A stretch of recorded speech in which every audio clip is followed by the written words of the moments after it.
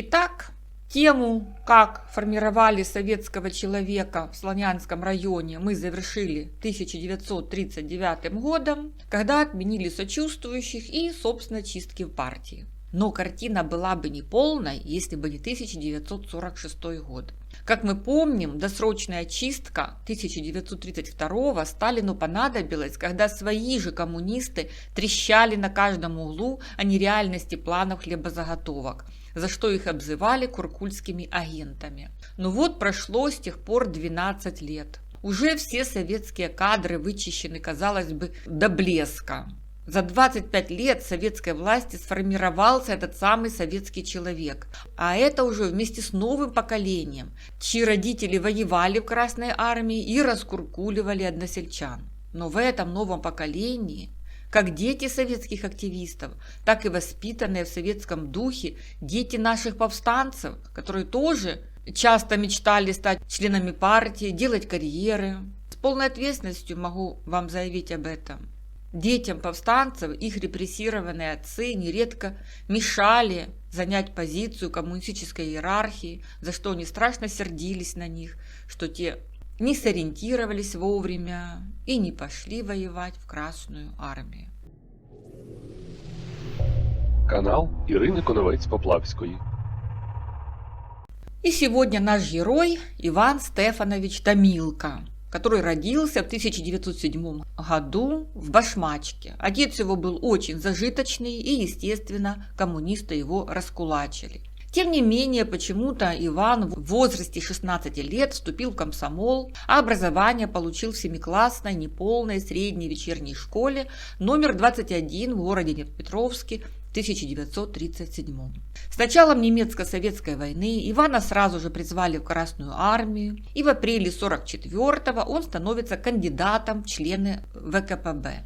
Воевал он хорошо. 2 медали за отвагу, 2 за боевые заслуги. Одна из них получена 20 августа 1944 во время Каунасской наступательной операции, когда ездовой красноармеец Томилко в боях за город Биржай проявил образцы мужества и отваги при подвозе боеприпасов на боевые позиции под сильным артиллерийским минометным огнем противника.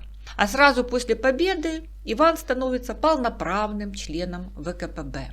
И после демобилизации в расцвете сил 39-летний Иван Томилко возвращается в родную Башмачку. Грудь в медалях, член партии, проверенный в боях, вполне советский человек.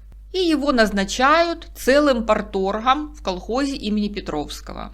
А через год наступил этот роковой 1946. И Сталин так спешил укрепить новые режимы в Восточной Европе, что по старой привычке взялся выкачивать хлеб у населения. Так, в 1946 из СССР вывезли 350 тысяч тонн зерна в Румынию, в 1947 600 тысяч в Чехословакию и 900 тысяч тонн зерна в Польшу. В связи с этим в Украине начался голод. Опять непосильный план хлебозаготовок, который было невозможно выполнить. В Москву посыпались письма с просьбой снижения планов, но точно как и в 1932 вместо этого в июле 1946 план повысили по 23 областям Украины, включая Днепропетровскую. Об обстановке в те годы в Солонянском районе мы уже упоминали, в частности о первом секретаре Солонянского райкома Марке Сафроновиче Шмалько в видео о поведении советских войск в Украине и о враче Грязнове, ссылки вверху. И там мы рассказывали о письме секретарю ЦК ВКПБ товарищу Маленкову, о неудовлетворительном выполнении плана хлебозаготовок в Днепропетровской области. И в этом письме Шмалько упрекали в том, что он загрызся с уполномоченным наркомзага по Солонянскому району Вариновым, который за несвоевременное выполнение обязательств по сдаче хлеба государству на ряд колхозов передал дела областному прокурору. А тот, поджав хвост, тут же перенаправил дело в суд. Но секретарь Солонянского райкома КПБУ товарищ Шмалько запретил судье привлекать председателей колхозов, а райупол наркомзагу решением бюро райкома КПБУ поставил на вид за то, что не согласовал вопрос с райкомом о привлечении колхозов к ответственности. А вот уполномоченным Слонянского райкома, призванным следить за хлебозаготовками в колхозе имени Петровского, назначили какого-то Булата. И этот Булат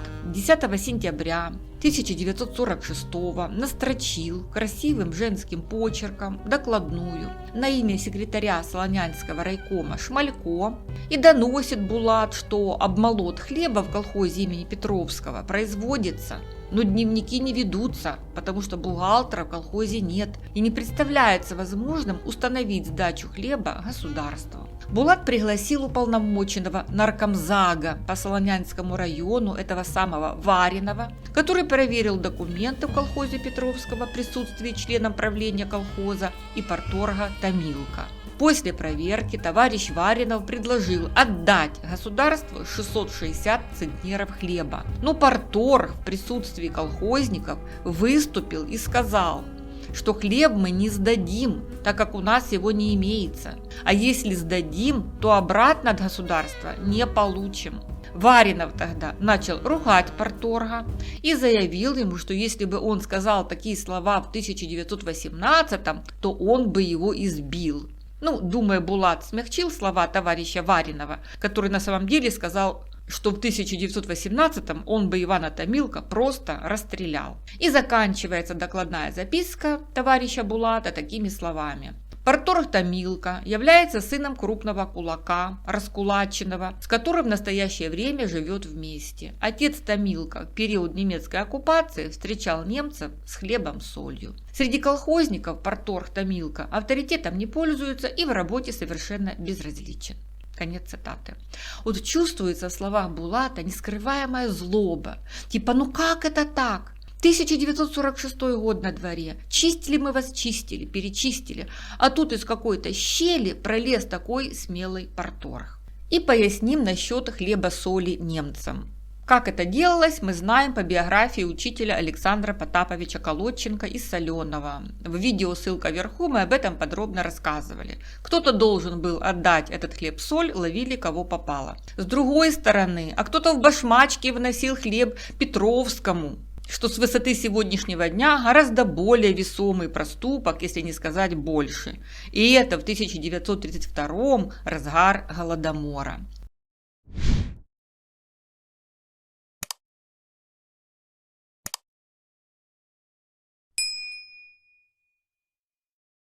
И незамедлительно в тот же день, 10 сентября, собирается бюро Солонянского райкома, на котором обсудили поведение парторга Томилка. Бюро отметило, что план хлебозаготовок в колхозе Петровского выполнен всего лишь на 47%. А секретарь парторганизации Томилка вместо того, чтобы принять меры к вывозке зерна государству, стал на путь защиты незаконных действий правления колхоза в задержке хлеба и на заявление товарища Варинова, уполномоченного наркомзага по Солонянскому району, выразился в присутствии колхозников так: «В нас не хватает зерна на посев, а если его сдать государству, то обратно не получим». В итоге бюро объявило Томилка выговор с занесением в учетную карточку, а от работы секретаря парторганизации отстранили и предупредили, что если он и в дальнейшем будет вести себя так в отношении выполнения государственных заданий, то его из рядов партии вообще исключат. Бюро также постановило обязать парторганизацию колхоза имени Петровского принять меры и немедленно вывести на пункт за год зерно весь хлеб, подлежащий сдаче государству. Поручить оргинструкторскому отделу райкома товарищу Ищенко провести партийное собрание парторганизации колхоза Петровского, на котором обсудить настоящее решение бюро и избрать нового секретаря парторганизации. И Томилка остается работать в колхозе бригадиром полеводческой бригады, но со временем оказался в сложных отношениях с правлением колхоза Михайленко Петром Григорьевичем и Коновец Александром Ивановичем по поводу косовицы, полива кукурузы, то есть чисто сельскохозяйственным вопросам. А мы упоминали Михайленко и Коновца в видео об Антоне Ивановиче Садовом, их друга, которого расстреляли в 1937. Там мы говорили говорили, что Александр Коновец – это мой двоюродный дед, Иван Микитович Поплавский – это мой какой-то там троюродный прадед, потому что поздний ребенок, и Петро Григорович Михайленко вместе с Антоном Садовым воевали какое-то время даже у атамана Бровы. И в 1937 была история, когда областная прокуратура задержала Александра Коновца и Петра Михайленко как бывших повстанцев. И Садовой вместе с Иваном Поплавским, который уже тогда работал в колхозе бухгалтером, спасли побратимов, предоставив прокуратуре справки, что Коновец и Михайленко, стахановцы и вообще лучшие люди на селе. И теперь, во второй половине 40-х, Михайленко и Коновец – члены правления колхоза Петровского и находятся с Иваном Томилко в неприятельских отношениях по сельскохозяйственным вопросам. С Томилко, который не побоялся в 46-м выступить против вывоза хлеба из Башмачки, за что его даже выгнали из парторгов. Нападали они на Томилко открыто на нарядах каждый вечер. И Томилко считал, что таким образом Михайленко и Коновец его выживали из бригадиров, чем-то он им там мешал. И 15 ноября 1949-го состоялось открытое партсобрание первичной парторганизации колхоза имени Петровского. Председатель собрания Кубышко, секретарь Савенко, присутствуют Дон и сам Томилко. Рассматривают персональное дело коммуниста Томилко о подготовке весенних посевных материалов. Оказывается, Томилко совершил аморальный поступок. В чем же его аморальность? Оказывается, он бросил, нет, не комсомолку-смеюху, как когда-то танцюра, а свою бригаду на произвол судьбы и уехал аж в Кировоград. Выступающие назвали этот аморальный поступок еще и дезертирством. Коммунисты, сказали они, сами должны бороться против самовольного ухода с работы без разрешения начальства, а тут коммунист такое вытворяет. И еще Томилко разрешает бадыля с кукурузы забирать колхозникам. И дошло до того, что колхозники стали самообеспечением заниматься, а колхоз остался в стороне. Товарищ Кубышко сказал, что такой поступок значит, что Томилко испугался трудностей и сбежал в город, и так что даже позорно об этом говорить. И ему даже позорно смотреть товарищу Томилко в глаза. Ну, кстати, мои родственники говорили, что при Кубышке воровство процветало. Он долго был председателем колхоза, ему орден Ленина вручили, потом улицу его именем назвали в Башмачке. И только недавно, кажется, переименовали, но это не точно. И за проявленную недисциплинированность и неустойчивость при выполнении служебных обязанностей товарища Томилко исключили из партии. Сам Томилко объяснял свой поступок тем, что бросить бригаду и уехать к чертовой матери из колхоза его заставили бесконечные склоки со стороны Михайленко и Коновца. Также были в бригаде те, что тормозили работу. Помощи ниоткуда не было, вот он плюнул на все и выехал. Канал Ірини Коновець-Поплавської. Чем нам показательна эта история? Что из партии вычищали и в 1946 и в 1949, но уже не так пафосно. Материалов о голоде 1946-1947 годов в Украине недостаточно, больше освещается 1932-1933. А коммунисты за время своего правления устроили по сути 3 голодомора, и все они связаны с изъятием хлеба у населения. Последний голодомор Сталин организовал всего 78 лет назад. Еще живы, может, бабушки, которые могут вам о нем рассказать. И Ивану Томилко, ему, как сыну репрессированного, не надо было, конечно, вступать в партию. Ну и продержался он в ней всего 5 лет. Партии нужны были слепые орудия, карьеристы и приспособленцы, которые слепо выполняют государственные задания. Хотя даже в армии разрешается не выполнять преступных приказов командиров. Но большевики, они создавали свою шайку, где нет никаких понятий, а один сплошной беспредел.